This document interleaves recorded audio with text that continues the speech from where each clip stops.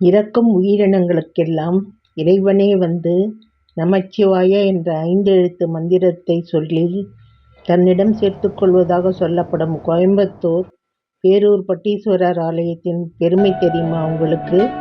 வாருங்கள் பார்க்கலாம். நம்ம சேனலில் புதுசாக பார்க்குறவங்க சேனல் பிடிச்சிருந்தா சப்ஸ்கிரைப் பண்ணிக்கோங்க, பெல் ஐக்கானையும் கிளிக் பண்ணிக்கோங்க, ஆல் பட்டனையும் அழுத்த மறந்துடாதீங்க. பேரூரில் இறந்தாலே முக்தி என்று போற்றப்படும் தலம் பேரூர் பட்டீஸ்வரர் ஆலயம். பிறவா புலி, இரவா பனை, புழுக்காத சாணம் என பேரூரின் பெருமையை புராணங்கள் கூறுகின்றன. கோவை பேரூர் பட்டீஸ்வரரை சரணடைந்தவருக்கு பிறப்பு இறப்பு இல்லை என்பதற்கு சான்றாக கோயிலின் முன்பாக பிறவா புலி என்ற புளிய மரம் உள்ளது. இதன் விதைகள் எங்குமே முளைக்காது. இத்தலத்தை தரிசிப்பவருக்கு இனி பிறப்பில்லை என்பது இதன் பொருள். பிறவா புளிய மரம் கோயிலின் முன்புறம் குளத்தின் குபேர மூலையில் உள்ளது. இரவா பனை. இங்குள்ள பனைமரம் இரவா பனை என்று அழைக்கப்படுகின்றது. இங்குள்ள பனைமரத்தை தரிசனம் செய்தால் அழியா புகழ் கிடைக்கும் என்று பொருள். ஆதிசங்கரர் தன் தாயின் முக்தி வேண்டி இங்கு பிரார்த்தனை செய்துள்ளார். இக்கோயிலின் வடப்புறத்தில் உள்ள பனைமரம் பல நூற்றாண்டுகளாக அழியாமல் உள்ளது. அதன் பட்டைகளை உண்டால் நோய் நொடிகள் நீங்குகின்றன. அதனால் இதற்கு இரவா பனை என்று பெயர். புழுக்காத சாணம். இத்தலத்து மாட்டு சாணத்தில் புழுக்கள் தோன்றுவதில்லை. இதுவும் ஒரு அதிசய நிகழ்வாகும். இத்தலத்தில் இறக்கும் உயிரினங்களுக்கெல்லாம் இறைவனே நமச்சிவாய என்ற 5 எழுத்து மந்திரங்களை சொல்லி தன்னிடம் சேர்த்துக் கொள்வதாக நம்பப்படுவதால் இங்கு இறக்கும் உயிர்கள் அனைத்தும் வலது காதை மேலே வைத்தபடி இறப்பதும் மற்றொரு அதிசயமாகும். மேலும் இத்திருத்தலத்தில் திருநீற்றுமேடு என்ற பகுதி உள்ளது. பிரம்மதேவன் யாகம் செய்த இடமாக கூறப்படுகிறது. இங்கு வெட்டி எடுக்கப்படும் வெண்ணிற மணலே ஆலயத்தில் திருநீராக வழங்கப்படுகிறது.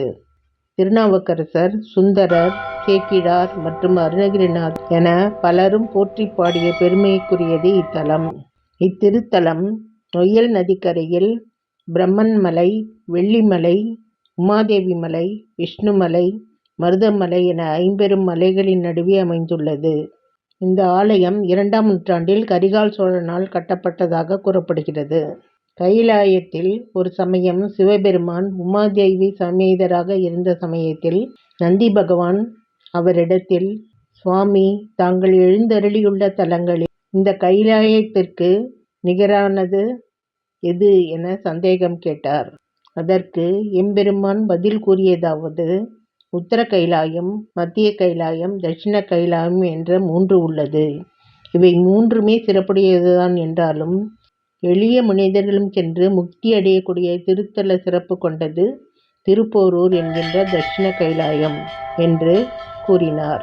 இத்திருத்தலத்தில் சிவபெருமான் பட்டீஸ்வரர் என்ற பெயரிலும் பார்வதி பச்சை நாயகி என்ற பெயரிலும் காட்சியளிக்கின்றனர். இந்த ஊரில் உள்ள நொய்யல் நதியில் இறந்தவர்களின் எலும்புகளை தூக்கி போட்டால் அவை வெண்கற்களாக மாறிவிடும் என்பது ஐதீகம். இத்திருத்தலத்தில் இறைவன் நடத்திய திருவிளையாடல் ஒன்று அரங்கேறியுள்ளது. 4வரில் ஒருவரான சுந்தரர் சிவபெருமானின் நெருங்கிய தோழர் ஆவார். இவர் ஒவ்வொரு சிவத்தலங்களுக்கும் சென்று சிவபதிகம் பாடுவதை வழக்கமாக கொண்டிருந்தார். ஒவ்வொரு முறை வரும்பொழுதும் தன் வழி செலவிற்காக சிவபெருமானிடம் பணம் வாங்கிச் செல்வது வழக்கம். அன்று சுந்தரர் பட்டீஸ்வரம் வரப்போவதை அறிந்த சிவபெருமான் அவரிடம் சற்று விளையாட நினைத்து உமையம்மையை அழைத்து கொண்டு கோவிலை விட்டு வெளியேறுகின்றார். போகும்போது தன்னுடன் வரப்புறப்பட்ட நந்தியிடம், நீ இங்கேயே இரு, சுந்தரர் வந்து கேட்டால் நாங்கள் எங்கே இருக்கிறோம் என்று சொல்லாதே என்று கூறிவிட்டு பக்கத்தில் உள்ள கழனிக்கு சென்றார்கள். அங்கு குடியானவர்கள் நாற்று நட்டு கொண்டிருந்தனர். அவர்களுடன் சேர்ந்து சிவனும் பார்வதியும் உழவனும் உழத்தியுமாக நாற்று நட்டு கொண்டிருந்தனர். கோவிலுக்கு வந்த சுந்தரர் ஆலயத்தில் சிவனை காணாது திடுக்கிட்டு நந்தியிடம் வந்து விசாரிக்கின்றார். சிவபெருமான் சொல்ல வேண்டாம் என்று கேட்டுக்கொண்டதனால் நந்தியும் பதில் பேசாமல் சிவபெருமான் சென்ற திசையை நோக்கி தலையை திருப்பி பார்த்தது.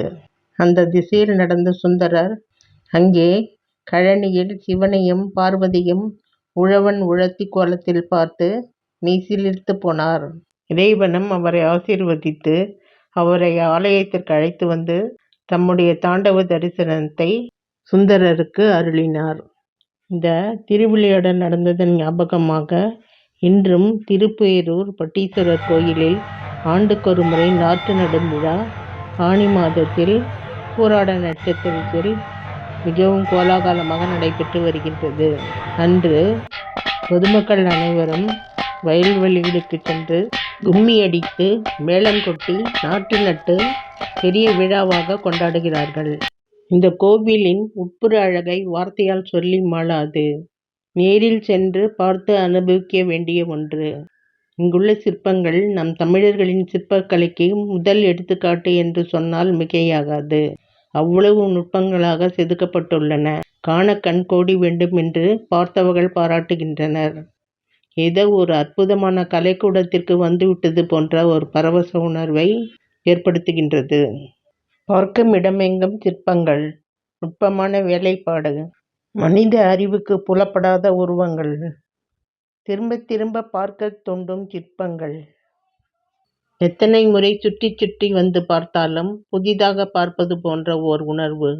ஒவ்வொரு முறை பார்க்கும் பொழுதும் ஒரு புது உணர்வை தோற்றுவிக்கும் கைவண்ணம்.